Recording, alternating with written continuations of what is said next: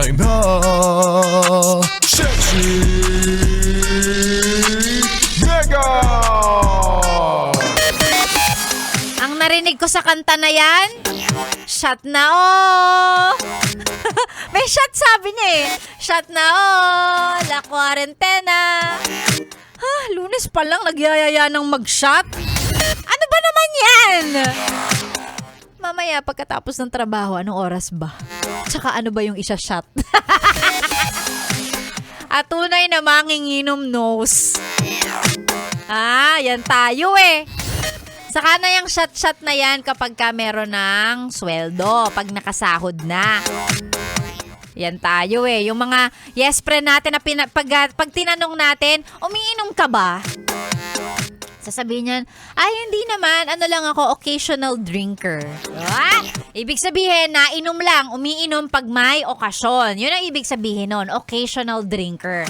Kaya lang syempre, as a manginginom, ano ginagawa?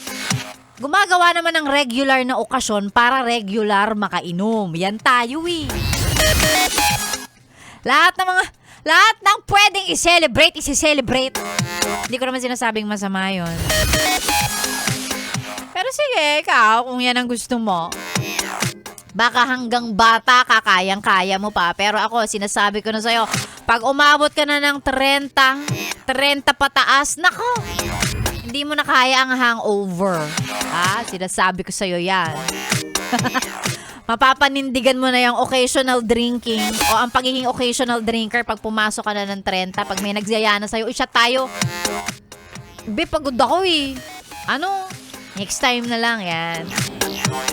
Tsaka syempre kapag marami ka na rin binabayaran, marami kang responsibility, medyo isip-isipin mo na eh. Pag 2 bottles lang talaga ha. Medyo short ako eh. Ang aga, Lunes na Lunes. Yan ang pinag-uusapan, alak. Saka na yan. Again, pag may sweldo na o kaya sa Friday na lang. Ganon. Sexy Megan po ang inyong nakasama ngayong araw ng Lunes. Ay nako, Lunes pa lang to. Tipirin mo ng konti ang iyong lakas para umabot tayo pare-pareho ng Friday.